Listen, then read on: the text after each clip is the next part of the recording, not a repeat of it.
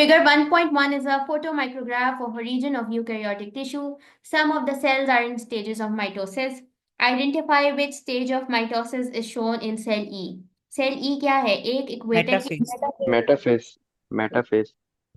ठीक है भाई। और F वाला फेस क्या है? एनाफेज। एनाफेस। एक्सेलेंट।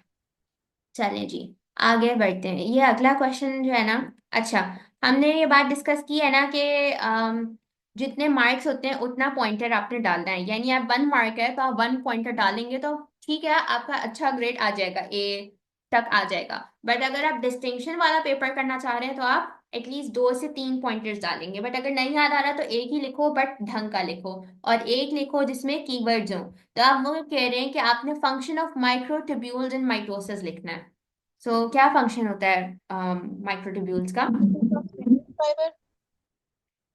माइक्रोट्यूब्यूल सबसे पहले ये तो बताओ कि किसका पार्ट होते हैं? सेंट्रियोल्स। सेंट्रोस। सेंट्रियोल्स का होते हैं। और किसका पार्ट बनते हैं? ट्यूबुलिन से बने हुए होते हैं। नहीं नहीं, किसका पार्ट बनते हैं यानी हो स्पिंडल जाता fibre. Fibre. Spindle fibre. Centrosome का पार्ट बनते हैं। है। स्पिंडल फाइबर का लाइन से चलते हैं ना, कि पहले वो जो माइक्रोट्यूब्यूल्स होते हैं वो अपने आप को असम्बल करते हैं और वो क्या सबसे पहले क्या बनते हैं? Spindle fibres. सही है। अब बताओ स्पिंडल फाइबर्स के इसका पूरा बाद की। प्रोसेस बताना है। नहीं नहीं, प्रोसेस नहीं बताना, मैं आपको चेक भी तो करूंगी ना साथ में। प्रोसेस नहीं बताना, फंक्शन ही बताना है। लेकिन मुझे अब बताओ फंक्शन। मिस ये सेंट्रोमियर पे अटैच होते हैं और क्रोमोसोम को स्प्लिट अपार्ट कर देते हैं। नहीं, सिंथेसिस ऑफ स्पिंडल फाइबर नहीं कर लिख सकते। सिंथेसिस ऑफ स्पिंडल फाइबर लिख दो, ठीक है, परफेक्ट। और they separate the chromatids during anaphase. सही है। और एनाफेस पे करते हैं बस। और मेटाफेज में इक्वेटर पे अलाइन करते हैं। they align the chromosomes at the stage of metaphase. भाई इसको आप ऐसे याद रखा करो, स्पिंडल फाइबर वाली चीजों को, कि वो मुझे नहीं पता कौन कौन फ्लैट्स में रहता है, बट वो नहीं होता कि आपके पास जो वो एक बास्केट होती है, ऊपर वाले फ्लोर से लोग फेंकते हैं, उसके साथ एक रोप कनेक्टेड होती है। तो वो सारे प्रोसेस याद रखा करो। पता नहीं जब हमने माइटोसिस करा था तो मैंने एग्जांपल दी थी कि उसको आप ऊपर की तरफ खींचते हो अपनी रोप को, तो वो शॉर्टन अप हो जाती है, और जब नीचे डालते हो तो वो इलोंगेट हो जाती है। तो जब वो शॉर्टन अप हो रही है तो वो एनाफेज है। और जब वो नीचे बिल्कुल इक्वेटर पर आ गई है यानी जमीन पर आ गई है, तो वो मेटाफेज का स्टेज होता है जहाँ पे आपने उसको अलाइन करवाया है। तो एक तो ये टॉप एग्जांपल है कि it aligns the chromosomes at the stage of metaphase and pull the chromatid at anaphase. ठीक है। ये आप लोगों ने अगर याद करना है तो इसको याद कर लो। मेटाफेज और एनाफेज दोनों को मेंशन करना, किसी एक को मत करना, बिकॉज आपस में दोनों इंटरकनेक्टेड ही हैं, तो अलग अलग करने की जरूरत नहीं है। सही है। State with a reason whether figure 1.1 shows a reason of animal और प्लांट सेल। किसका रीजन है? Plant tissue. प्लांट पक्की बात टिश्यू है? सेल वॉल की वजह गलत से। तो नहीं है? सेल वॉल है, रेगुलर शेप है। रेगुलर शेप है, और हम्म। इसका एक रेगुलर शेप है और इसके अंदर सेल वॉल है, तो ये एक प्लांट का है टिश्यू। किसी को एनिमल का तो नहीं लग रहा? बता दो अगर लग रहा है अभी भी। Regular shape and cell wall. Perfect. ठीक है। अब ये मैं जिससे पूछू ना वही बताना, तो पता है कि कौन पढ़ रहा है और कौन नहीं पढ़ रहा। Number 1, the DNA double helix unwinds and is separated into two template strands when dash bonds holding the two strands together are broken। ये मैं पूछती हूँ किसी से। हम्म ये मुझे बताएंगे अब्दुल रहमान कि कौन से बॉन्ड्स होते हैं। हाइड्रोजन। हाइड्रोजन। पक्की बात है? किसी और को कोई और बॉन्ड्स तो नहीं लग रहे? हाइड्रोजन बॉन्ड्स ही होंगे ना? एक। ठीक है, सही है, हाँ। Hydrogen bonds. अच्छा जी, अब नेक्स्ट वाला है। One of the template strands of DNA is copied in fragments. The enzyme dash is required to join the fragments together to form a continuous strand of DNA। हाँ, इरशान, कौन सा होगा इसमें? In DNA ligase.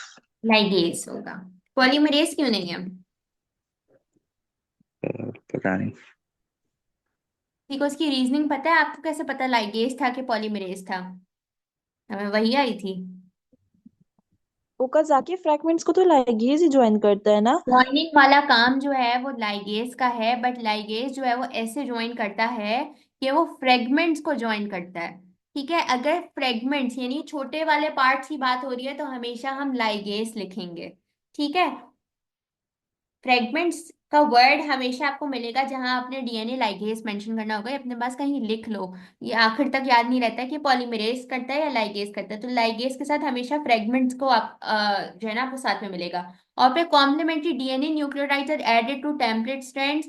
Complementary DNA nucleotides, बाकी वो जो transcription translation वाली बात, डीएनए सिंथेसिस वाली बात होगी, वो सबके लिए डीएनए पॉलीमरेज रिस्पॉन्सिबल होगा। ठीक है, लेकिन जहां आपको फ्रेगमेंट्स का वर्ड दिखेगा वहां पे you need to mention DNA ligase, ये कहीं अपने पास लिख लो, उसको नोट कर लो। Dash are the reasons of repeating nucleotide sequences at the ends of chromosomes that allow the continued replication of DNA without the loss of genes.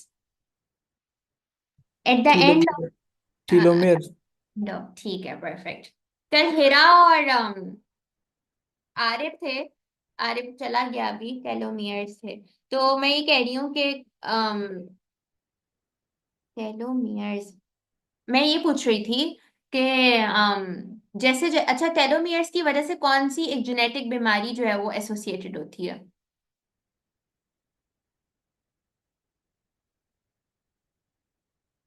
Cancer. नहीं, टेलोमियर्स या टेलोमेरेज की वर्किंग हमेशा किससे एसोसिएटेड होती है? Memory loss हो जाता है। लॉस ऑफ इंफॉर्मेशन या एजिंग। सो अगर कभी, ये कल एमसीक्यू था इसलिए हम इसको डिस्कस कर रहे हैं कि टेलोमेरेज की जो वर्किंग होती है ना वो हमेशा एजिंग से लिंक्ड आती है। क्योंकि जैसे जैसे लोग ओल्ड एज में आते हैं तो टेलोमियर्स जो होते हैं वो शॉर्टन अप हो जाते हैं, उसकी वजह से जो है वो लोग अपनी इंफॉर्मेशन को रिटेन नहीं कर पाते। तो हमेशा टेलोमेरेज की वर्किंग एजिंग से एसोसिएटेड होती है। और एजिंग क्यों? क्योंकि उसमें लॉस ऑफ मेमोरी होना स्टार्ट हो जाता है। ठीक है, रिकॉर्डिंग सुनोगे तो वो मिल जाएगा, वो वाला पॉइंट हमने कल डिस्कस किया था, वो काफी टेक्निकल एमसीक्यू था। उसमें कुछ नंबर्स वंबर्स दिए हुए थे तो वो इंपॉर्टेंट एमसीक्यू है, वो देख लेना। अच्छा जी, sugars are transported within phloem sieve tubes from a source such as mature leaf to a young leaf which acts as a sink. The young leaves also need water and dissolved mineral ions which arrive at the leaf within xylem vessels.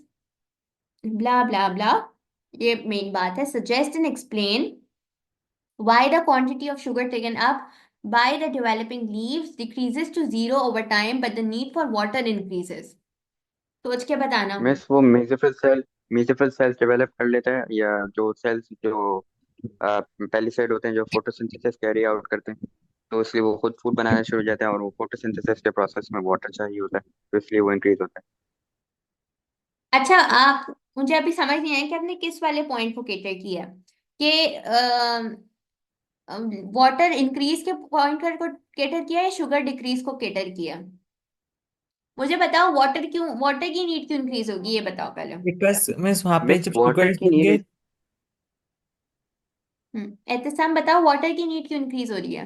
क्योंकि means जब sugars होंगे तो वो concentrated हो जाएगा, तो वहाँ पे लो वाटर पोटेंशियल होगा, तो ऑस्मोसिस से वाटर फिर आएगा from high water potential to but low. उन्होंने साइमल्टेनियसली आपको कहा भी था कि शुगर डिक्रीज हुई है। तो शुगर शुगर तो डिक्रीज है तो प्लाज्मा वाटर। डाटा से फ्लोम सीव ट्यूब में चली जाएगी ना, क्योंकि हाई हाइड्रोस्टेटिक प्रेशर क्रिएट होगा ठीक तो वो है, लो की सही है। तरफ जाएगी। और इसके अलावा और रीजन बताओ। वो वाला सही है, आपकी बात समझ आ गई है इसको, एज लॉन्ग एज आप को रिलेट कर रहे हो तो मेक सेंस कि वो अपना हाइड्रोस्टैटिक प्रेशर की वजह से। What else? Increase in water का एक मेन रीजन क्या होगा? मिस रॉ जो मैंने मटेरियल रीजन फॉर। बताया वो सही है, गलत होगा? सही है, बिल्कुल सही है, मैं इन लोगों से भी तो पूछूंगी ना। इंक्रीज इन वाटर का वन मेन वो बताओ रीजन। रॉ मटेरियल होगा ना। क्या? फोटोसिंथेसिस में यूज होगा। इसके अलावा मेन रीजन बताओ। फोटोसिंथेसिस, ट्रांसपायरेशन पुल। एस्पिरेशन, किसने बोला है? ये सही अब मैं वर्ड आया ना। वे एहतसाम। वाटर, कहाँ तो वाटर इंक्रीज, वाटर का लिंक सबसे ज्यादा ट्रांसपिरेशन से, फोटोसिंथेसिस तो वो मैकेनिज्म है, ठीक है, बट ट्रांसपिरेशन तो एक मेजर मेजर आपका फैक्टर है जिसकी वजह से इंक्रीज इन वाटर होता है। और बाकी जो जो वो बताया, वो सोर्स और सिंक, हाइड्रोस्टैटिक प्रेशर, वो सब परफेक्टली फाइन है। लेकिन जब इंक्रीज इन वाटर की बात आएगी तो हमेशा आपने मेंशन करना है कि transpiration results in results in the increased need of water। सबसे पहला तो यार आप बताओ, अब जो जो अपनी कहानियां सुना रहे थे, अब इसके बाद जितनी कहानियां लिखनी है वो आप लोग लिख लो। क्या थी कहानी नंबर 1? फोटोसिंथेसिस थी एक कहानी। और मिस पहले तो शुगर के रीजन को एक्सप्लेन नहीं करना होगा कि हाँ शुगर हाँ ठीक शुगर है, क्यों सही डिक्रीज है, हो रही है। मैंने मैंने इसको कर दिया, कुछ नहीं हो रहा उससे। अब बताओ शुगर का बता दो, शुगर क्यों डिक्रीज हुई है?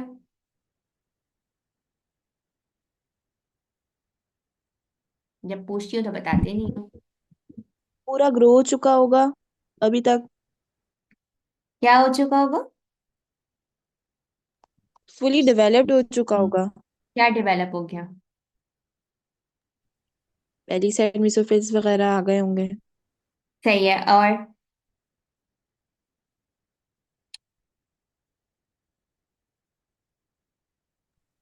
It moves from मिस क्या source सवाल to पूछा था, sink. मुझे वॉइस लैग हो रही थी। मैं कह रही हूँ, ये रीजन बताओ ना। Just explain why the quantity of sugar taken up by developing leaf decreases. वो मिन्हा का एक बिल्कुल सही आ गया जवाब कि भाई वो अब डेवलप हो गया होगा, उसका अब और नीड नहीं होगी। पहली से मीसोफिल हो गया डेवलप। What else? उसको अब शुगर कम क्यों चाहिए?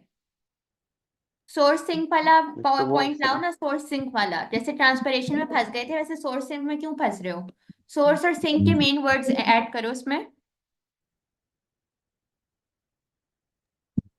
मिस क्या पता वो मतलब रूट्स को सिंक में जा रहा हो, स्टोर कर रहा हो। अच्छा अच्छा, ये बताओ एट दिस पॉइंट क्या लीव्स जो होंगे वो आपके लीव्स जो होंगे वो आपके सिंक होंगे at this point? No, they are the source और दूसरे no parts are the source. sink. Yes, ये था जो इसका मेन क्रक्स है। उन्होंने क्या आपको लिखा हुआ है यहाँ पे? From a source such as mature leaf, ये सारी बातें लिखी हुई थी। As a young leaf matures the quantity of sugar taken up by leaf decreases to zero. तो इसका लीफ की बात हो रही है ना, तो इसको मेंशन तो करो, लीफ का डिक्रीज टू जीरो क्यों हुआ है? वो इसलिए डिक्रीज हुआ है क्योंकि अब लीफ जो है वो आपका सोर्स बन गया, वो अब सिंक नहीं रहा, तो इसलिए वहां पे डिक्रीज इन शुगर आ गया। ठीक है। यहाँ पर अगर इन्होंने लीफ की बात ही लिखी होती तो फिर हम कुछ और अपनी रीजनिंग लेकर आते हैं, बट अब leaf is no longer the sink and maturity in growth has been established, so it no longer requires sugar। ठीक है। काफी सारी बातें हो गई, तो इसमें आपको मिल जाने चाहिए 3 on 3, क्योंकि हमने काफी सारे पॉइंटर्स मेंशन कर दिए हैं। एक ही स्टेटमेंट्स में करें, बट लाइक आपके कीवर्ड्स इसमें आ गए। इसमें आपका सबसे बड़ा कीवर्ड ट्रांसपिरेशन था, इसमें फोटोसिंथेसिस था। आपने 2 रीजंस जो है वो वाटर के दे दिए कि ट्रांसपिरेशन और वाटर जो है वो इसकी वजह से इसकी नीड इंक्रीज हुई है। सो एक ट्रांसपिरेशन आपका कीवर्ड था। ठीक है। तो आपको मैं अश्योरिटी दिला रही हूँ कि आपको कैसे मार्क्स मिलेंगे। इन दो प्रोसेसेस या इन दो मैकेनिज्म्स की वजह से वाटर की नीड जो है वो इंक्रीज हुई है। और यहाँ पर जो हमने लिखा है कि it is no longer the sink, ये आपका एक बहुत इंपॉर्टेंट कीवर्ड था। और ग्रोथ हैज बीन स्टैब्लिश्ड, ये आपका जो है वो एक बहुत इंपॉर्टेंट पॉइंटर था। तो मेन 4 कीवर्ड्स आपके यहाँ पर मेंशन हो चुके हैं, जिसकी वजह से यू कैन कंक्लूड कि आपको 3 on 3 मिलेंगे।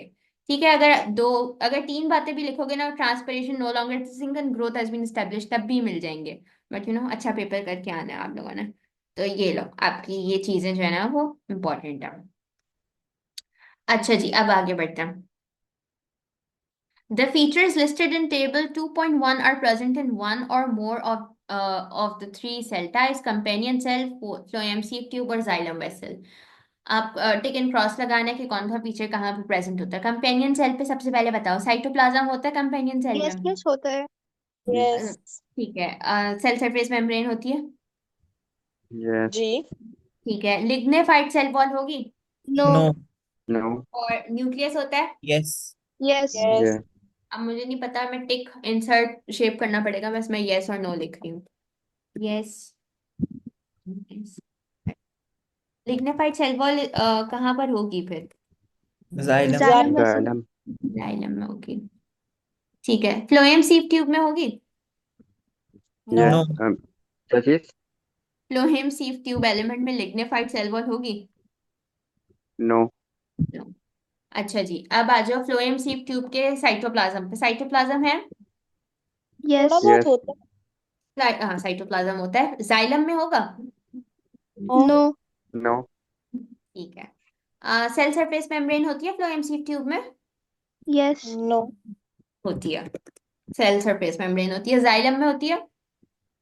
No. No. No. No. Nucleus होता है जाइलम में? नो। नो। नो। और फ्लोएम सीव में? No. No. No. Phloem sieve में क्यों नहीं होता? क्योंकि कंपेनियन सेल्स प्रेजेंट होते हैं उसके एडजेसेंट, उसमें न्यूक्लियस होता है। मेटाबॉलिकली ज्यादा एक्टिव कंपेनियन सेल होता है, फ्लोएम सीव ट्यूब होता है? कंपेनियन। कंपेनियन सेल ज्यादा कंपेनियन सेल। कंपेनियन सेल ज्यादा एक्टिव होता है। ये एक एमसीक्यू आता है कंपेनियन और फ्लोएम सीव ट्यूब का, और कभी कभी इस तरीके से ये टेबल बना हुआ भी आता है। अभी आ जाएगा वो किसी ना किसी पेपर में। तो मेटाबॉलिकली हमेशा कंपेनियन सेल ज्यादा एक्टिव होता है। अच्छा जी, नेक्स्ट। ओहो, ये तो फेवरेट क्वेश्चन आ गया। In mammals, some cell signaling molecules are steroid lipid hormones. These hormones are transported in the bloodstream to reach capillary networks. At a capillary network, hormones pass out of the blood into tissue fluid. Tissue fluid में क्या चीज ज्यादा होती है, क्या चीज कम होती है? लिम्फ के प्रोटीन्स कंपैरिजन कम। में, लिम्फ के कंपैरिजन में बताओ। लिम्फोसाइट ज्यादा होते हैं वर्ल्ड में। अच्छा, ठीक है, ये आप हो गया, आप लोग वहां तक अभी पहुंचे नहीं हो। इम्यूनिटी रिवाइज करो, वरना लिम्फ और इसका वो नहीं आएगा आप लोगों को डिफरेंस समझ में। मुझे बताओ कि प्लाज्मा में और टिश्यू फ्लूइड में क्या मेजर फर्क होता है? प्रोटीन्स का, के टिश्यू प्रोटीन। फ्लूइड में प्रोटीन्स कम होते हैं। क्यों कम होते हैं? बिकॉज प्रोटीन्स पास नहीं कर पाते ना, क्यों मतलब नहीं पास कर स्क्वीजिंग पाते? फ्लूइड में थ्रू कैपिलरीज। क्यों नहीं पास कर पाते? दे आर कुछ लार्ज मॉलिक्यूल होते मॉलिक्यूल्स। लार्ज मॉलिक्यूल्स, ठीक है, सही है। अच्छा जी, अब इन्होंने क्या कहा है आपसे? Describe the differences between the blood arriving at the arterial end of the capillary network in the tissue fluid surrounding the body cells. 3 marks का है, तो इसका मतलब है हमने 3 मेन बातें लिखनी है, लेकिन 3 मेन बातों में सुपरफिशियल बातें नहीं होंगी, पूरी डेप्थ वाली बातें होंगी। ठीक है। तो अभी हमने थोड़ा सा डिस्कस किया, बट लाइक हमने ब्लड और टिश्यू फ्लूइड को नहीं किया। अब मुझे ब्लड और टिश्यू फ्लूइड का मेजर डिफरेंस बताओ। ब्लड में क्या चीज होती है जो टिश्यू फ्लूइड में नहीं होती? One major thing. ऑक्सीजन।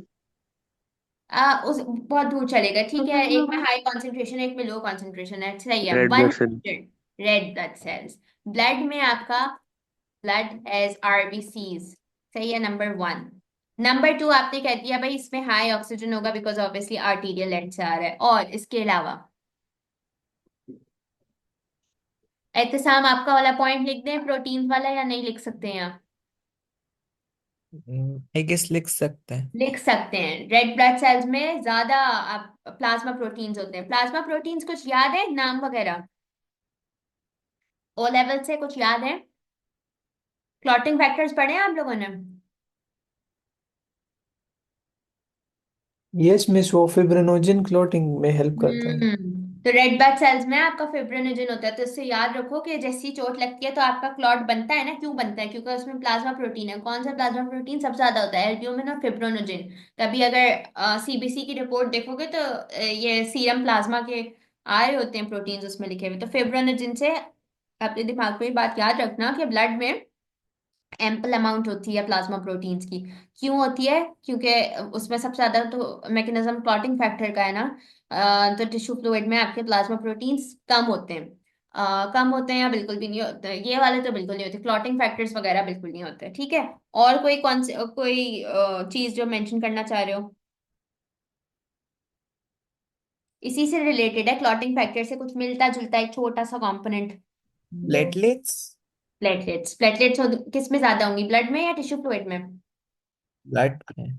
ठीक है, सही है। तो ये सारे हैं, और ये सारी चीजें आपके टिश्यू फ्लूइड में नहीं होती, तो इसको इन्वर्स करके भी मेंशन कर लेना, ठीक है। अच्छा जी, name the fluid that is formed in vessel X. का है?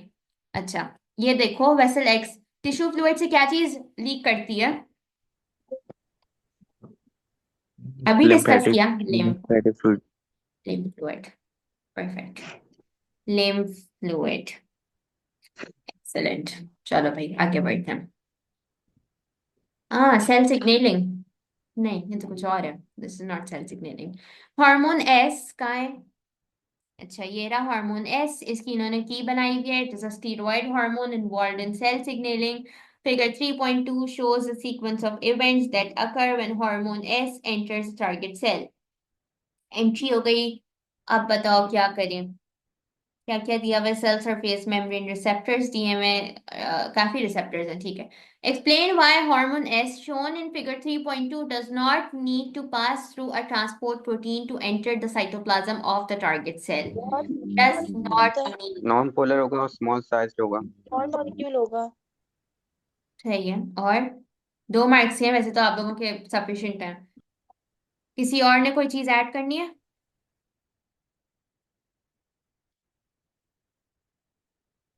स्मॉल साइज होगा, लार्ज साइज होगा? Small size and small non polar. सही है, स्मॉल साइज हो गया। और नॉन पोलर। नॉन ठीक है। अच्छा जी, इसके अलावा मुझे बताएं कि सही है, सेल सिग्नलिंग मॉलिक्यूल्स का क्वेश्चन है। In addition the target cells can respond to other cell signaling molecules in addition to hormone S. The cell has receptors in cell surface membrane in the cytoplasm. Explain why hormone S binds only with receptor R in the cytoplasm and not with any other receptors. Because it have it has complementary shape. Complementary shape. Complementary या specific, जो भी लिखना चाहो लिख सकते हो। ठीक है। चलो भाई, name the structure through which the hormone receptor complex enters the nucleus. Nuclear pore. Nuclear pore.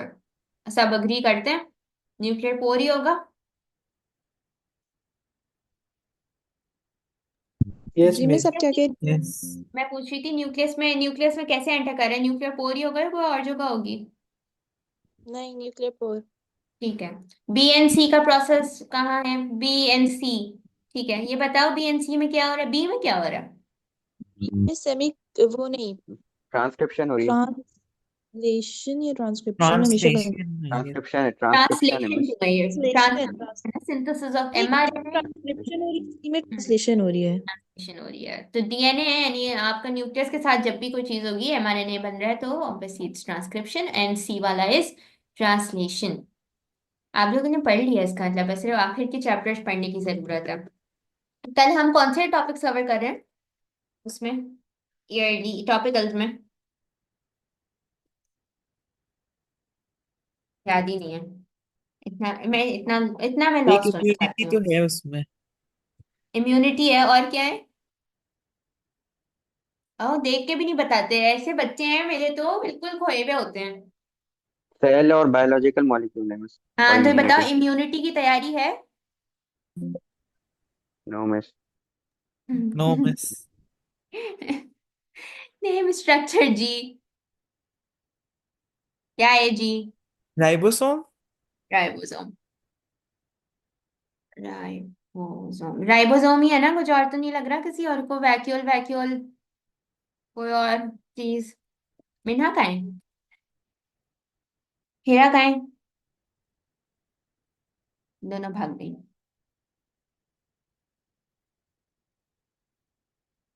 अच्छा जी।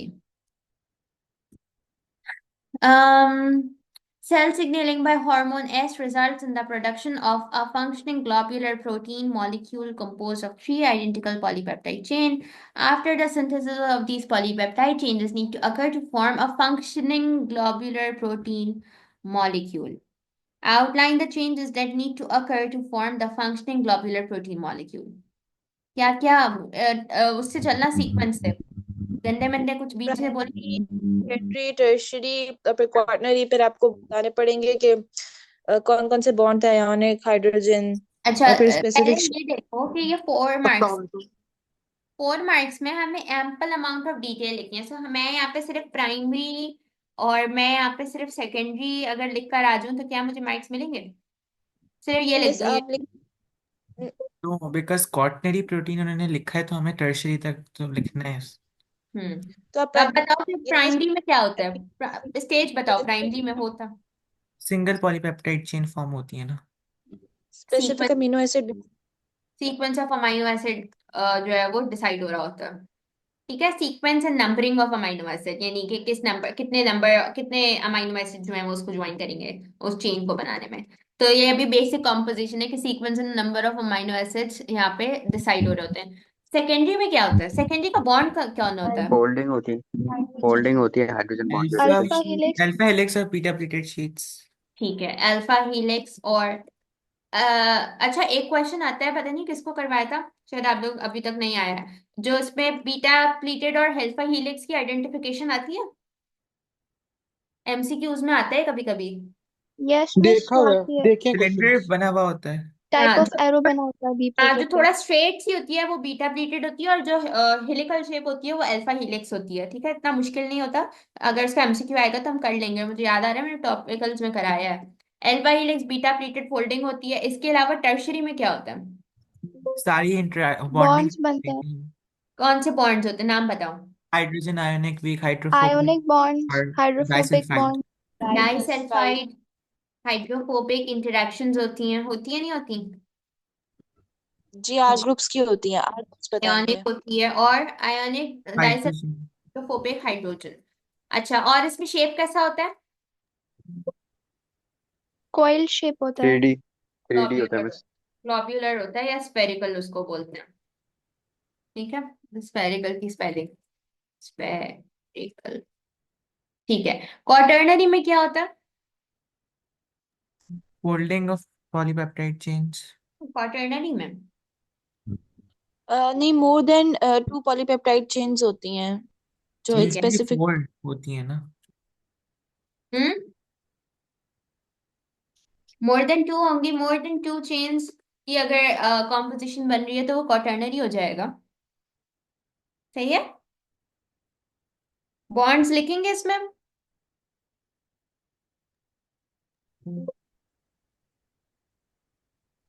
बॉन्ड्स आएंगे इसमें। हेलो, हम हाइड्रोजन बॉन्ड शायद लिख सकते हैं। हाइड्रोजन और हाइड्रो डाइसल्फाइड आप लिखेंगे इसमें। डाइसल्फाइड बॉन्ड्स लिख सकते हैं। लिख सकते, हाइड्रोजन होते हैं मिसेस। पर बस वो हाइड्रोजन होता है। सिस्टाइन सिस्टीन की वजह से होते हैं ना डाइसल्फाइड तो। हाँ, डाइसल्फाइड। लेकिन इसमें ये जो आपको दिया हुआ है ना, इसमें आप लिखिए दो डाइसल्फाइड। ये लोग बहुत ज्यादा मिस ये पर्टिकुलर होते हैं डाइसल्फाइड के लिए। हाँ मिस जी, ये सेकेंडरी वाले में हम हाइड्रोजन बॉन्डिंग लिखेंगे क्या? हाँ लिखेंगे, लिखी तो है मैंने। अच्छा नहीं लिखी, नहीं। लिखेंगे मिस जी। हाइड्रोजन में सॉरी क्वार्टनरी स्ट्रक्चर में हाइड्रोजन बॉन्ड्स होते हैं। होते हैं, मतलब पॉलीपेप्टाइड चेन्स के दरमियान होते हैं। दरमियान में नहीं होते, एक्सटर्नली होते हैं, मॉडिफाइड होते हैं वो, बीच बीच में नहीं होते। नहीं मतलब उनको ज्वाइन करने के लिए एक को दूसरे से। नहीं, उसमें नहीं होते, एक दूसरे को ज्वाइन करने के लिए हाइड्रोजन बॉन्ड्स नहीं होते, एक्सटर्नली होते हैं, उनको ज्वाइन नहीं करवाते। सही है। और डाइसल्फाइड। डाइसल्फाइड तो 100% होता है, ब्रिजेस बनते हैं डाइसल्फाइड के। मतलब मैं वो पूछ रही हूँ, कंफ्यूज हो रही हूँ कि वो पॉलीपेप्टाइड चेन्स के दरमियान ब्रिजेस बनते हैं या दरमियान, मतलब आप दरमियान में इनकी बनते बात हैं, ब्रिज तो ऑलवेज दरमियान में होते हैं। Okay, thank you. चलिए, अब लंग कैंसर, क्रोन, ये आपका नहीं है ना, सीओपीडी डिजीजेस आई थिंक हट गए हैं, फिर वो बट कर लेते हैं, इसमें इतना क्या ही मुश्किल होगा। लंग कैंसर माइटोसिस से तो कैंसर तो आना चाहिए आपको। क्रोनिक ब्रोंकियाइटिस भी इतना कोई मुश्किल नहीं है। ऑन्कोजीन्स फॉर्मेशन हो जाती है ना। एहतिसाम, ये आप बोल रहे हो ना, एहतिसाम आप हो ना ये, चुप हो जाते हैं जब पूछती हूँ तो। भाई सही बोल रहे होते हो, मैं इसलिए कुछ और मुझे याद आ गया था, आप बोल रहे थे तो मुझे उस्मान याद आ गया, जो बच्चा आ ही नहीं रहा है हमारा, वो टर्म वन में इतना आता था कि टर्म टू में वो खो गया है। तो उसकी आवाज इतनी सिमिलर लग रही है, जो बार बार लग रहा है कि उस्मान बोल रहा है। Anyways, state the main effects of tar on the cell lining the gas exchange system that are related to lung cancer and to chronic bronchitis. Lung cancer में क्या होता है? लंग कैंसर की डिटेल में टॉप इंफॉर्मेशन आपको क्या पता है माइटोसिस से? मिस अनकंट्रोल्ड सेल डिवीजन हो जाएगी उस जगह पे। अनकंट्रोल्ड माइटोसिस कुछ ना आए कैंसर पे, अनकंट्रोल्ड माइटोसिस लिख कर आ जाना। मेजर मेजर कीवर्ड, ये इतना डिस्टेंस में क्यों आया है? Uncontrolled mitosis, main effects of tar क्या होगा? म्यूटेशन। कार्सिनोजेनिक होता है, कार्सिनोजेनिक होता है, तो इसकी वजह से क्या होगा? होता होगा कार्सिनोजेनिक, सो व्हाट? ज्यादा इसकी वजह, म्यूकस प्रोड्यूस होता है। नहीं, इसकी वजह से क्या होगा? कार्सिनोजेनिक है, हम क्यों अवॉइड ऑन्कोजीन। करें? ऑन्कोजीन्स वो सब हो गया, उसके अलावा बताओ क्या होगा, इससे क्या होगा? इसकी वजह से क्या होगा अगर कार्सिनोजेनिक एजेंट बॉडी में आ गया? So what? Why is it so harmful? Rapid हो जाएगी म्यूटेशन। माइटोसिस। अरे बेसिस चेंज हो जाएंगी ना, सीक्वेंस। म्यूटेशन। हाँ, mutation with mutation leading to change in क्या? Change in what? Base sequence. Base sequence. Sequence, exactly, ये लिखना है। अफेक्ट्स जब आ जाए ना तो पूरी हम बात करते हैं कि कार्सिनोजेनिक है, होता होगा, सो व्हाट, तो इसका इम्पैक्ट भी बताना है, leading to change in base sequence.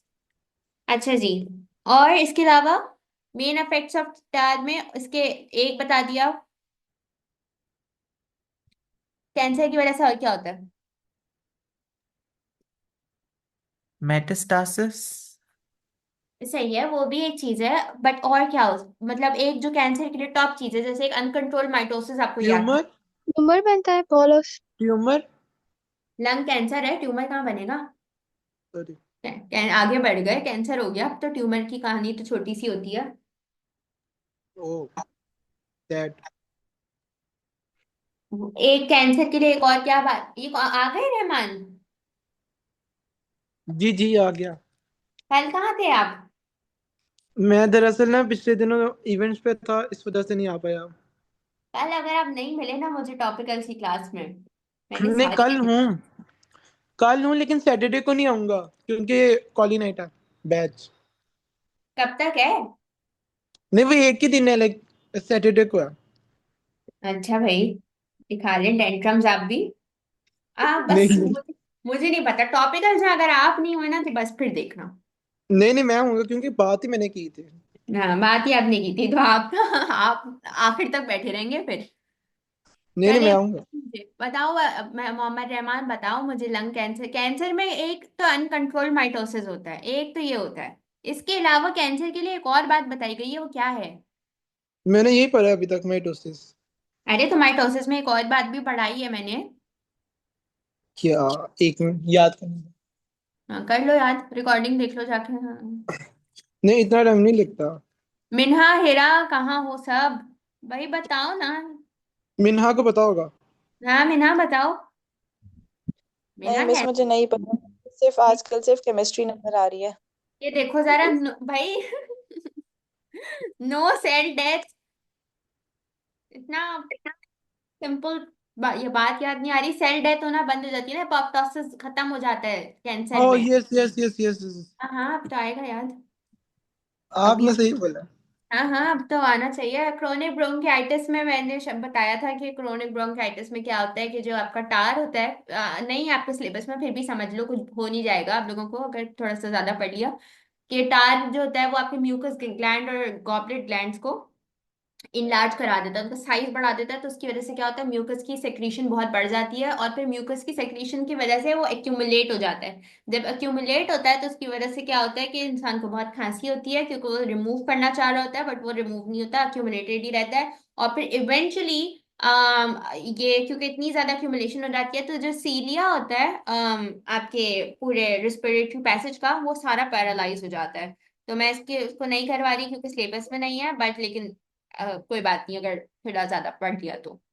Anyways, हाँ अब आओ ना, सरफेस एरिया वॉल्यूम देखती हूँ कितनी मैथ्स आती है सबको। A student investigated the effect of surface area to volume on diffusion. Agar was prepared with universal indicator solution and sodium hydroxide. अच्छा जी, universal indicator solution changes to a red color in the presence of acid. Important बात. Surface area to volume ratio. Total surface area. Write the correct units for volume. Volume का correct CM unit cube cm cube. जी। ठीक है. cm cube. cm cube. ठीक है. अच्छा, और calculating the total surface area and volume of cube number C. Surface area कैसे निकालते हैं? 36 होगा। Surface area. सरफेस एरिया का यूनिट वो नहीं, बताओ. Surface formula. एरिया 9 होगा, टोटल सरफेस एरिया 36 होगा। नहीं, टोटल सरफेस एरिया का मुझे वो बताओ ना पहले तो. Miss, area guys multiply by number होगा ऑफ शायद। साइड्स ना, एरिया हम निकालेंगे 3 का स्क्वायर होगा यहाँ पर, और उसके बाद मल्टीप्लाई बाय 6 हो जाएगा ना। ए थ्री थ्री सा. मेरा अभी 1 मिनट रुको, मुझे कैलकुलेशन में कोई मसला लग रहा है. ओ, थ्री थ्री सा 9, 9 इंटू नहीं, 6. 54 होगा मिस, टोटल सरफेस एरिया आपका। 18 होना चाहिए, हाँ हाँ, 18 होना चाहिए। 54 होगा ना सरफेस एरिया. जी हाँ तो जी जी। 54, 3 36. इंटू 3 सॉरी 3 इंटू 3 और मल्टीप्लाई बाय 6। ऐसी ऐसी खराब हुई है अभी मैथ. अपने टेबल पर डाउट हो गया मुझे. वॉल्यूम बताओ कितना आएगा. 27। 27। 27। कैसे? 54 का मतलब half. L 3 cube cube. Formula होता है 100 से। इससे देख लेना, रेशियो है 2:1 है। मैं कैसे ब्रदर, ये पेपर में ये टेबल वेबल सही करके आना. ये 9 और ऐसे ना करना. वो गिन लो साइड्स को. ठीक है. वो सारा पढ़ा नहीं था दरअसल। आपने 6 इंटू 3 करा था अब्दुल रहमान. मिस वो गलती से 4 से मल्टीप्लाई कर दिया था मैंने, अच्छा ठीक 6 है. से करना था। ओके. अच्छा जी, cubes A, B and C were placed in small beaker at time 0 seconds. Dilute hydrochloric acid was added to the beaker to cover the cubes. ठीक है. कलर चेंज हो गया. Shortest time to change colour completely, longest time to change colour completely. Cube cube cube, क्या करना है इसमें? अच्छा, क्या करना है? मिस दिखाएं, जिसका सरफेस ऊपर एरिया ऊपर वाला ज्यादा है उसका टेबल दिखाएगा। शॉर्टेस्ट टाइम लगेगा। इसका क्वेश्चन क्या है? क्वेश्चन क्या है? ये ऊपर अच्छा वाले ओ, ना, मिस टेबल अच्छा पे ये देखना हमें होगा ना। 1 2 लिखना है. अच्छा ए बी सी लिखना है. ओके ठीक है. सही है. Shortest time to change miss colour a किसका होना होगा, चाहिए? ए ए होगा। ए होगा ना. सी क्यों होगा? ए लॉन्गेस्ट टाइम ए लगना चाहिए सी को तो. ए होगा ये. ए बी और सी यही। ए बी सी.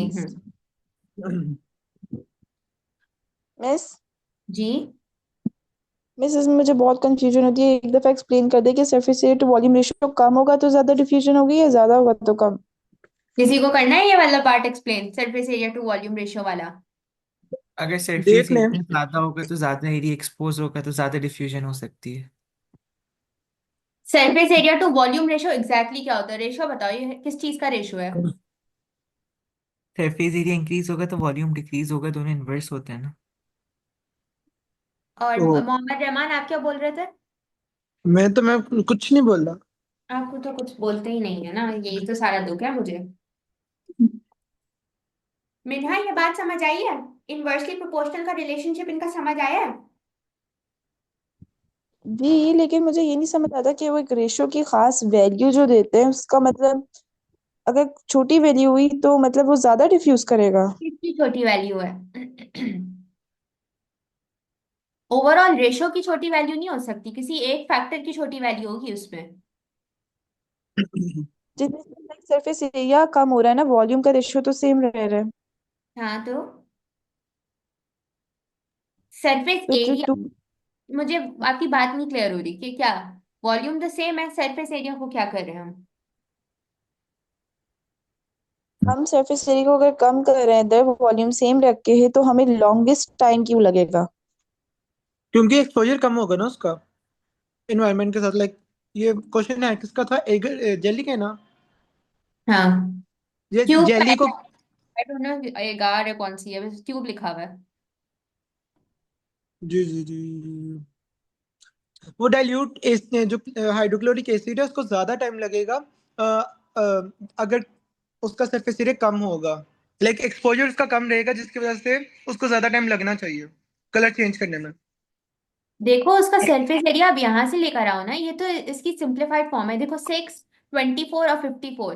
तो इस अच्छा अभी सरफेस एरिया वॉल्यूम के रेशो को भूल जाओ। ये देखो 6, 24 और 54 में से आप मुझे बताओ, आपको क्या लगता है कि 54 जिसका सरफेस एरिया होगा, क्या वो जो है सबसे ज्यादा उसको टाइम कंज्यूम करना चाहिए ना? जिसका सबसे ज्यादा सरफेस एरिया होगा वो सबसे ज्यादा टाइम कंज्यूम करेगा। अभी रेशो भूल जाओ 1 मिनट के लिए।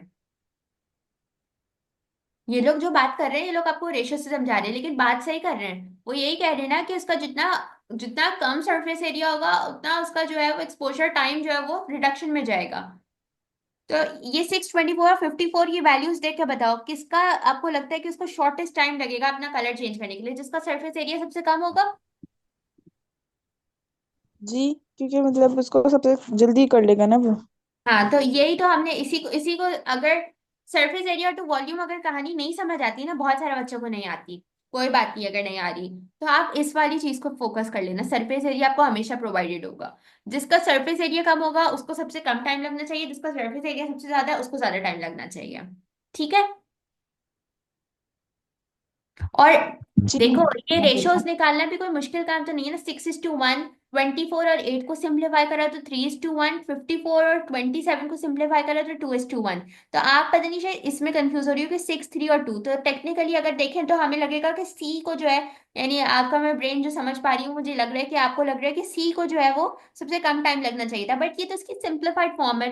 रेशो एक्चुअल में 54:27 का था, बट हमने इसको सिंप्लीफाई करा है तो ये 2:1 हुआ है। तो बट इसका ये मतलब तो नहीं है ना सिंप्लीफाई करने से कि सरफेस एरिया कम हो गया। सरफेस एरिया तो उतना ही है, ये सिंप्लीफाइड फॉर्मेट पे 2:1 लिखा हुआ है। मीना क्लियर हुई ये बात? जी जी। नहीं है? Thank you. चलो सजेस्ट। मेरे पास कुछ एमसीक्यूज है, मैंने वो सोल्व कराने थे आपसे। हाँ मुझे भाई वहां भेजो, भाई ग्रुप पे भेजो, अभी यहाँ पे ईयरली पेपर चल रहा है। मैं करता हूँ।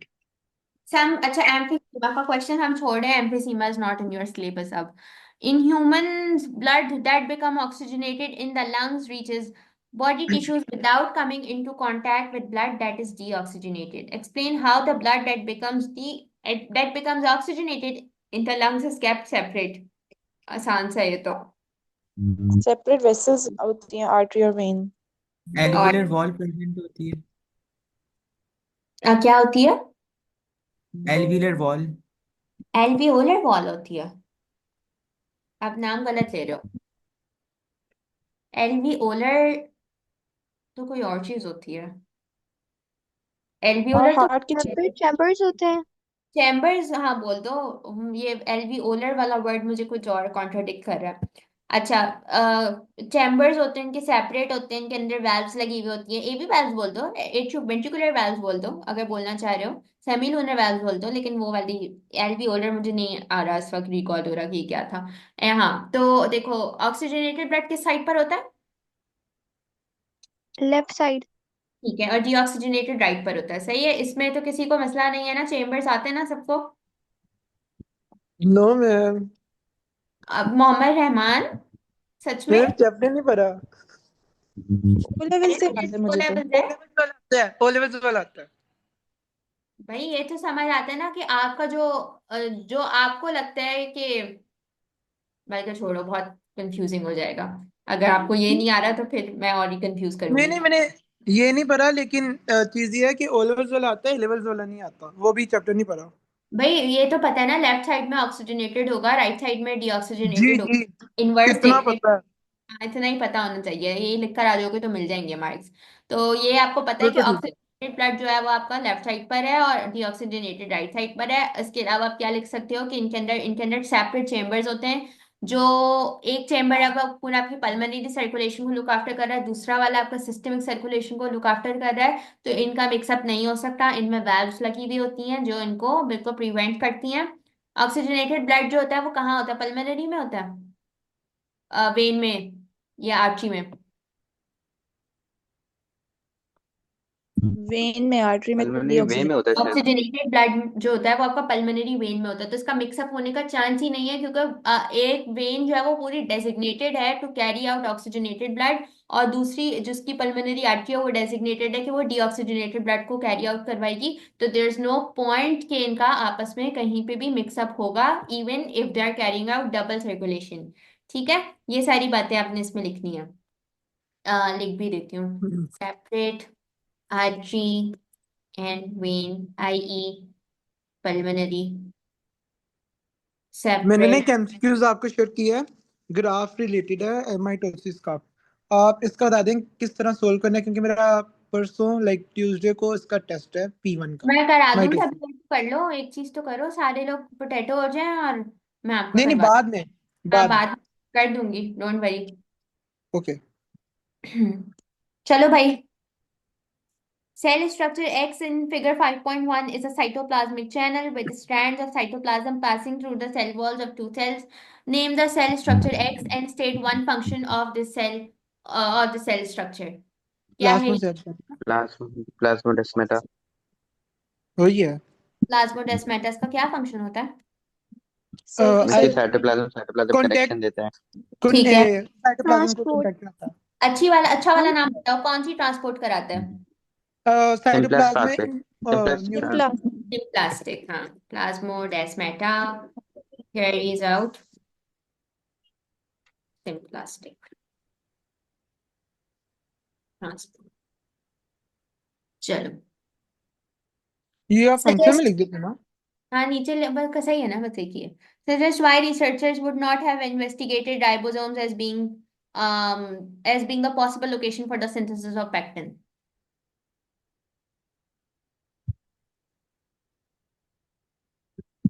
Pectin is synthesized within Golgi body. Golgi vesicles containing pectin are moved to the cell surface membrane for release.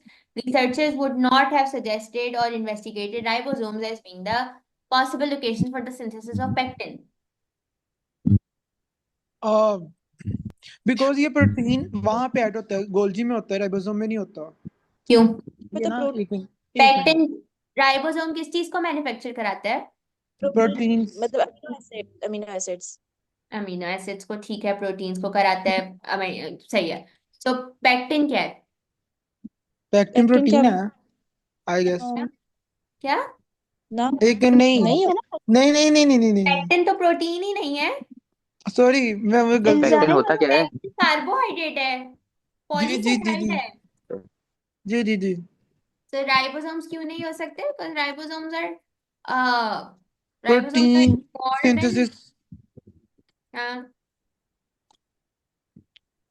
while pectin is a is carbohydrate. right। सही है, स्टेनिंग का। हाँ, हम पैक्टिन क्यों नहीं पढ़ते, लाइक लाइक उनकी तरह, बाकी शुगर कंपाउंड्स की तरह, प्रोडक्ट्स की तरह। मेडिकल में आ जाओ, पेक्टिन ही पेक्टिन मिलेगा, पढ़ते रहना पेक्टिन बायोकेमिस्ट्री चलिए, में। इंशाल्लाह एडमिशन लेते हैं, फिर देखते हैं। हाँ, पढ़ते रहना। तो anyways, name the mechanism that is used to transport pectin out of cell। Bongi ना मार। एक्सोसाइट, साइटो एक्सोसाइटोसिस। साइटोकाइनेसिस। हाँ, मुझे पता था एक्स ये बोंगी मारेगा, अल्लाह देखो तो मेरा कितना। वो तो माइटोसिस में होता है। आई मजाक था। हाँ, मुझे पता था कोई आएगी इसकी तरफ से। चलो, अच्छा आ गया ग्राफ, ग्राफ वाला क्वेश्चन। जी जी। Figure 5.2 is a graph showing the effect of cellulose concentration on the activity of cellulase, which is used in the making of fruit juice less cloudy. Describe and explain the curve shown. Curve का trend क्या है? As the red, concentration of cellulose increases, rate of reaction decreases. ओहो, आ गया एहतसाम को सारा आ रहा है, एहतसाम की डिस्टिंक्शन। इंशाल्लाह, इंशाल्लाह, Inshallah. मुझे इंशाल्लाह। वर्जन ऑफ मिनहा लगा है इस वक्त। फुल इसलिए फुल इंटेंसिटी मिस से एहतसाम को आंसर। जी मिनहा। एहतसाम में क्लास फेलो थे स्कूल में। हाँ, ओ एहतसाम आप क्लास फेलो थे। आप Yes, लोग yes. आप लोग एक दूसरे को मतलब इन टच थे तो पता चला, या यहाँ क्लास में आके पता चला कि हम लोग तो साथ थे? मैं नहीं मिस ने ही मैंने मुझे आपका सजेस्ट किया था, हम लोग तो शुरू से ही साथ है, वो लेवल 7 ही किया था। ओहो। लेवल 7 कहाँ से किया वो लेवल्स? दी दी मेट्रोपॉलिटन। Metropolitan academy. अच्छा। मैंने ओह माय गॉड, मैंने कितना सही फिगर आउट किया। एहतसाम फीमेल वर्जन लग रहे हैं मिन्हा का। मुझे क्या पता इनका आप पीछे से कनेक्शन ही निकल आएगा। एक और किरांची के बच्चा आ गया। कराची, कराची का एक और बच्चा आ गया, कराची। किरांची। मेरे मोहम्मद रहमान, आप सही कॉमेडी करते हो यहाँ आके, वैसे तो आते नहीं थे, आए हो तो कॉमेडी करना शुरू कर दिया है। वो दरअसल ना क्लासेस के टाइम पे कोई ना कोई इवेंट चल रहा होता है क्योंकि वीकेंड है, और मैंने पिछले दिन बहुत इवेंट्स वो किए हैं, अच्छा तो जी। इस वजह से। इवेंट्स वाले बच्चे। सही, आप लोग ए लेवल्स के बच्चों को बर्गर बोला जाता है, बहुत ही केक बच्चे होते हैं भाई। बस छोड़ो, एनीवेज रेट ऑफ रिएक्शन को क्या हो रहा है, इंक्रीज हो रहा है, डिक्रीज हो रहा है? डिक्रीज हो रहा है। डिक्रीज हो रहा एक है। मिनट लिखूंगी। रेट ऑफ रिएक्शन क्या फॉरन डिक्रीज हुआ है या इवेंचुअली डिक्रीज हुआ है? ग्रेजुअली। हम इवेंचुअली इवेंचुअली। डिक्रीज हो रहा है। Eventually हुआ है। तो पहले हम पूरा स्टेप बाय स्टेप लिखेंगे ना, यानी पूरा आपने ब्रेक डाउन लिखना है कि स्टार्ट कैसे हुआ फिर क्या हुआ। तो आपने पहले कहना है कि पहले तो इंक्रीज हुआ एंड फिर इवेंचुअली डिक्रीज हुआ है, ठीक है? फॉरेन डायरेक्ट मत लिख देना, बिकॉज वरना वो कंसीडर होगा कि आप लोगों ने। हाँ, कुछ वो कह रहा है मिस कोई? लेकिन बिना कुछ कह रही हो तो मुझे आवाज नहीं आ रही। मैं कह रही हूँ कि इसमें उन्होंने कहा डिस्क्राइब करना एक्सप्लेन भी, तो हम उसका ये भी तो बताएंगे कि एंजाइम पहले आपके पास सबस्ट्रेट ज्यादा था, एक्टिव साइट सैचुरेटेड थी, फिर खत्म हो गया, यूज्ड अप हो गया। आपने सब ये सारी कहानी लिखनी है। अब बताते जाओ आप, इसके बाद पहले आपने ट्रेंड बताना होता है सिर्फ ग्राफ देख के कि क्या हुआ। आप बताओ जो जो कहानियां। एहतसाम, आप लेवल्स कहाँ से कर रहे हैं? मैं कतर में रहता हूँ, लाइक मैं शिफ्ट हो गया था वो लेवल्स के बाद, अब मैं प्राइवेट कर रहा हूँ ए लेवल्स। ठीक है, ठीक है, ओके। अच्छा जी, इंक्रीज हुआ फिर डिक्रीज हुआ। आप बताओ कि एंजाइम एंजाइम कॉन्सेंट्रेशन को क्या हुआ है? कंसंट्रेशन तो सेम है, लेकिन सबस्ट्रेट की हुई है ना, मैं बस पीछे जरा सबस्ट्रेट कम नॉलेज हुआ दिखा। ज्यादा हुआ जी। है? सबस्ट्रेट कम हुआ है ज्यादा हुआ है? सबस्ट्रेट यूज्ड ज्यादा अप हो हुआ है। गया ना। ठीक है, और enzyme substrate complex? Enzyme substrate complex कम होने बनना शुरू हो गया क्योंकि ठीक है, सही सबस्ट्रेट ही नहीं था। है। हाँ, तो ये तीनों बातें आपने लिखनी है, चाहे इनके ऊपर कोई फर्क आ रहा हो ना आ रहा हो। पहले एंजाइम बताना है, फिर सबस्ट्रेट बताना है, फिर एंजाइम सबस्ट्रेट कॉम्प्लेक्स बताना है, ताकि आपको पक्का श्योरिटी हो कि आपने कहीं कोई चीज मिस आउट नहीं कर दी है। एक्टिव साइट जो है, अच्छा अब बताओ, सेलुलोज कॉन्सेंट्रेशन जो है वो हाई होगी तो उस पे क्या एक्टिव साइट्स होंगी अवेलेबल या नहीं होंगी, सैचुरेटेड होंगी अनसैचुरेटेड? सैचुरेटेड हो जाएंगी। और लो पे? नहीं नहीं होगी होंगी ना। इतनी सैचुरेटेड, अवेलेबल होंगी। अवेलेबल होंगी, ठीक है। और इसके अलावा एंजाइम सबस्ट्रेट कॉम्प्लेक्स की बात हो गई, एंजाइम की बात हो गई, सबस्ट्रेट की बात हो गई, ईएससी हो गया, और लो और हाई कॉन्सेंट्रेशन हो गई, ठीक है। इसके अलावा कोई और चीज जो याद आ रही हो? लिमिटिंग फैक्टर कौन है इसका, लिमिटिंग फैक्टर बताओ। मिस ग्राफ तो दिखा दें। अच्छा, ग्राफ ही नहीं रहा। मैं cellulose limit factor concentration enzyme ही था। कंसंट्रेशन। सबने एक साथ बोल दिया, कुछ नहीं आया समझ। एंजाइम है कि क्या है? एंजाइम कंसंट्रेशन होगी ना। एंजाइम कॉन्सेंट्रेशन नहीं है? मुझे तो नहीं लग रहा, लिमिटिंग नहीं है। सेल्यूलोज ये कंसंट्रेशन होगी। सेलुलोज कॉन्सेंट्रेशन होगी ना लिमिटिंग फैक्टर, सेलुलोज कम हो जाएगा ना। मिस ये इसमें हम कैसे वो डेटा देख। एक्सप्लेन करेगा। अब्दुल रहमान क्या कह रहे हो? मुझे समझ नहीं आता, ये लिमिटिंग फैक्टर में थोड़ा सा मसला आता है मुझे। आसान सी बात समझ लिया करो, जो बिल्कुल बेसिक अंडरस्टैंडिंग है ना, लिमिटिंग फैक्टर से कम क्वांटिटी में होना वो लिमिटिंग फैक्टर होता है। तो मिस आपने यहाँ तो बढ़ रहा है ना सेलुलोज। आपने अभी क्या बोला? आपने बोला रेट ऑफ रिएक्शन का, जब मैंने आपसे इनिशियली पूछा, आप लोगों ने क्या कहा, इंक्रीज से डिक्रीज हुआ है ना? इंक्रीज से डिक्रीज ही बोला था जी। ना? इंक्रीज से जब वो जी यस। डिक्रीज हो गया तो एंजाइम की कॉन्सेंट्रेशन क्या कम हुई होगी? आप लोगों ने अब खुद मेंशन नहीं किया कि एंजाइम को तो कुछ भी नहीं हुआ होगा एंजाइम को। एंजाइम नहीं हुआ क्योंकि ये एंजाइम आई गेस कंट्रोल्ड है, क्योंकि हमने तो कंसंट उसकी वो देखना है, एक्टिविटी देखनी है। जब आपने खुद मेंशन किया कि एंजाइम की कॉन्सेंट्रेशन को कुछ नहीं हुआ, तो एंजाइम लिमिटिंग फैक्टर कैसे बन सकता? जी वो मैं तो सुन नहीं था रहा, मेरी कॉल आई हुई थी। ये मिस नहीं, मिस में इस वजह से कह रहा था कि सबस्ट्रेट कॉन्सेंट्रेशन ऐसे ऐसे बढ़ रहा है तो एक्टिव साइट कम होती जा रही है ना। तो इस चक्कर में ये नहीं हो रहा कि एंजाइम की लिमिटिंग फैक्टर है, या एक्टिव साइट कॉम्प्लेक्स कह रहे हैं, एंजाइम वो खुद से लिमिटिंग तो कम फैक्टर होगा। एंजाइम खुद से तो कम क्वांटिटी में नहीं है ना अवेलेबल, ऐसा तो नहीं है ना? क्या नहीं एंजाइम? ऐसा नहीं है, लेकिन हाँ। सेलुलोस तो बढ़ रहा है ना मिस, तो सेलुलोस बढ़ने की वजह से एंजाइम सबस्ट्रेट कॉम्प्लेक्स कम हो रहा है ना। हाँ, कंपैरिजन अगर देखा जाए तो 80 है। तो एंजाइम तो फिर भी एक्सेस में है ना, उसके कंपैरिजन में हम्म, एंजाइम तो एक्सेस में, तो एंजाइम तो लिमिटिंग फैक्टर नहीं है ना? आई गेस एंजाइम तो उतना ही है जितना पहले शुरू में सेल्यूलोज था। आपकी कंसंट्रेशन लिमिटिंग फैक्टर हुआ है, सेल्यूलोज की कंसंट्रेशन लिमिटिंग फैक्टर हुआ है। जी ओके। नहीं। या हाँ नहीं, मुझे क्यों कंफ्यूज कर रहे हो? मैं तो सही बोल रही थी, पता नहीं क्या बोल दिया आप लोगों ने। भाई अच्छा लेकिन एंजाइम की एक, कंसंट्रेशन को तो कोई फर्क नहीं पड़ा ना, एंजाइम तो एक्सेस में ही रहेगा। जी जी तो एंजाइम लिमिटिंग फैक्टर नहीं है। नहीं है। लिमिटिंग फैक्टर फिर कौन हुआ? मैं सबस्ट्रेट।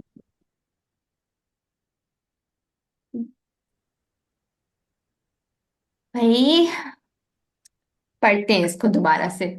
जो इन्होंने लेवल्स में भी आया कहा इट था। Shows the effect of cellulose concentration on the activity of cellulase. Cellulase कम नहीं हुआ, cellulase is not the limiting factor. तो सेलुलोज आपका इवेंचुअली फिर लिमिटिंग फैक्टर हो जाएगा ना? जी अब्दुल रहमान। जी मिस। भाई रेट ऑफ रिएक्शन इंक्रीज से डिक्रीज हो रहा था, तो फिर सेलुलोज को कम होना चाहिए ना? जी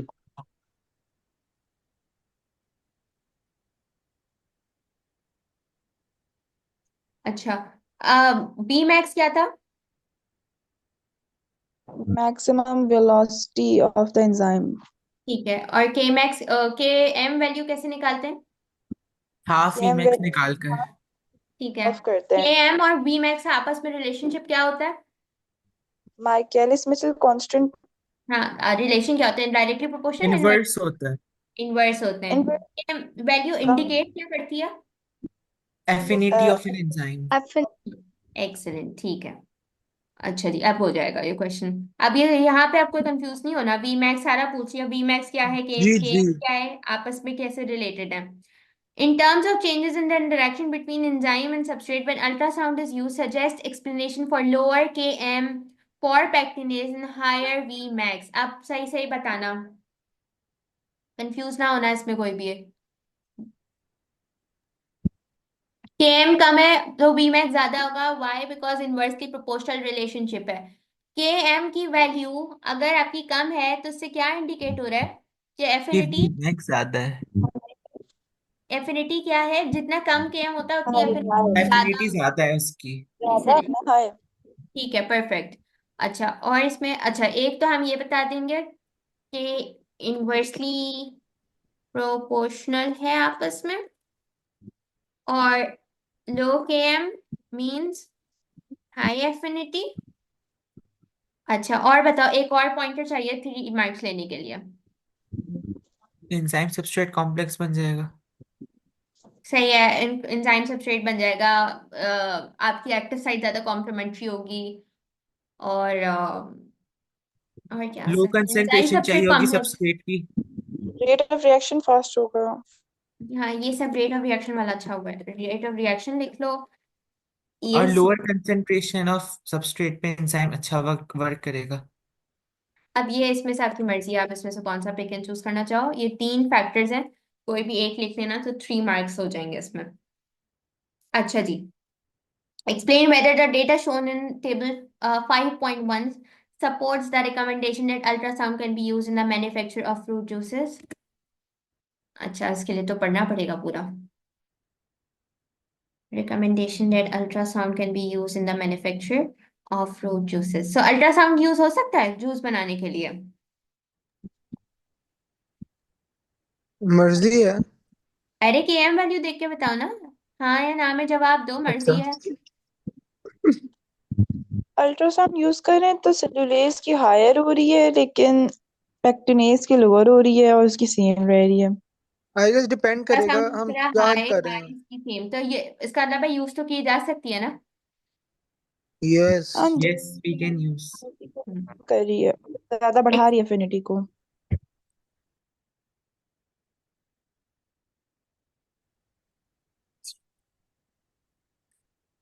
all right. YMG myasthenia gravis is called a disorder of immune system। मुझे पता है, ये तो खोए हुए होंगे इसमें। वैसे फिर चैप्टर नहीं रिवाइज किया।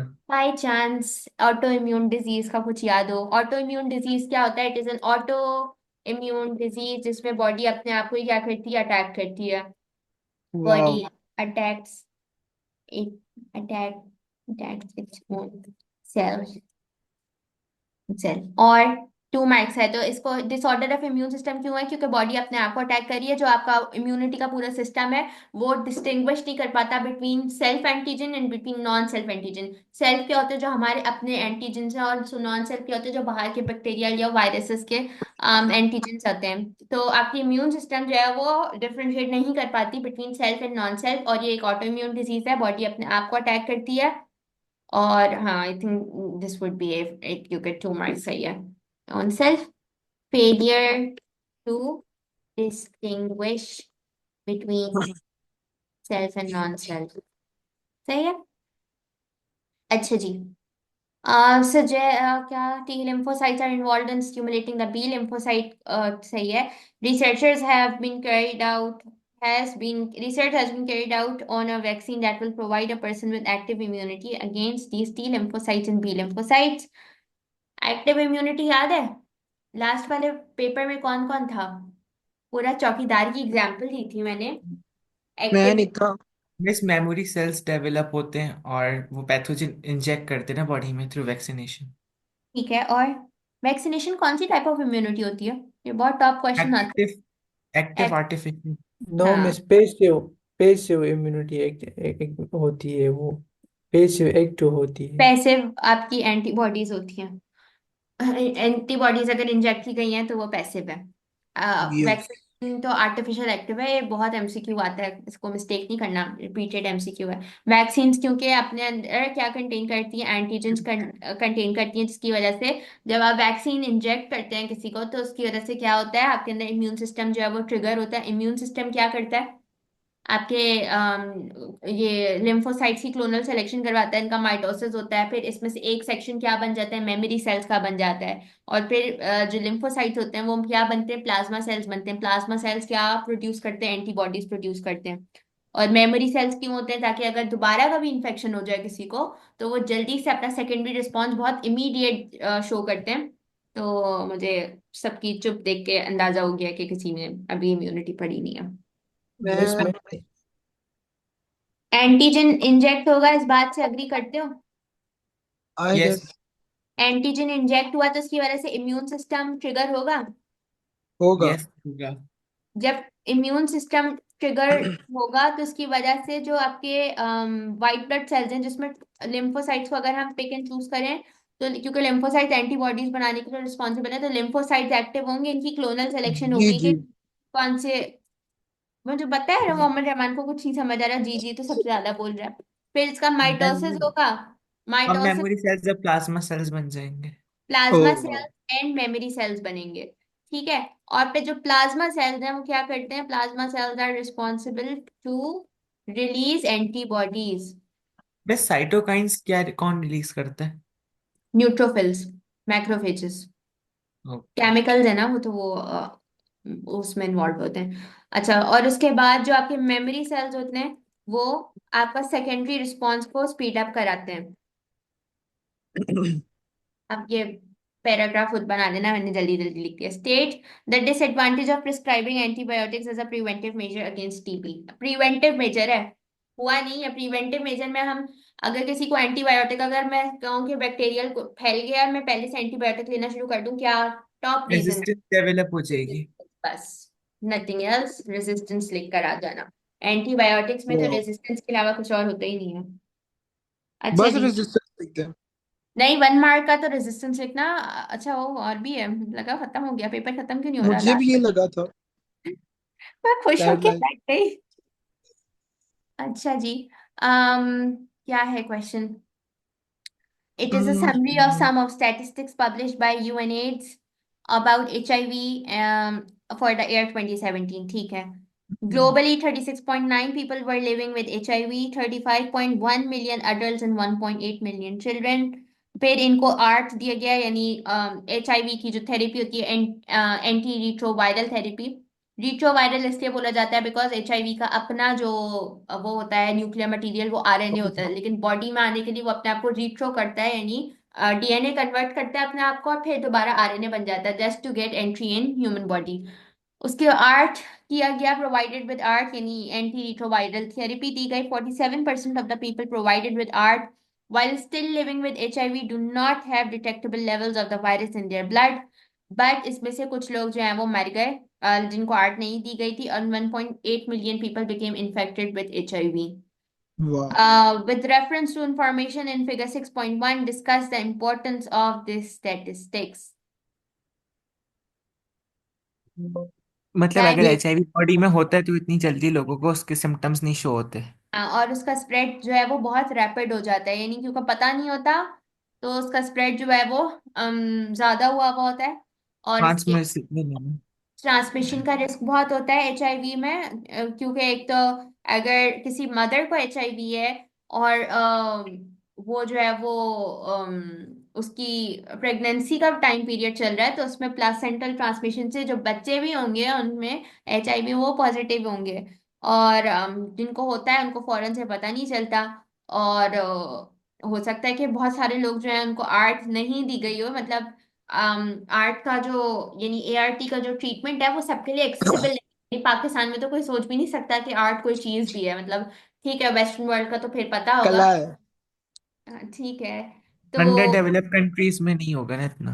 अंडर डेवलप्ड कंट्रीज में इसका नाम ही नहीं पता होगा आर्ट क्या है, तो आर्ट को तो कुछ और ही समझेंगे, तो एक्सेस नहीं होगा उसको। और अगर HIV पॉजिटिव है और एड्स में बदल गया है, तो फिर तो डेथ जो है वो फिर प्रिवेंटेबल नहीं हो सकती। यानी अगर HIV किसी को पॉजिटिव है तो फिर उसकी लाइफस्टाइल इंप्रूव करके उसकी थोड़ी सी लाइफ क्वालिटी बेहतर की जा सकती है, लेकिन अगर एड्स हो गया तो फिर तो एड्स के बाद डेथ जो है वो, मतलब वो बिल्कुल प्रिवेंटेबल नहीं होती, और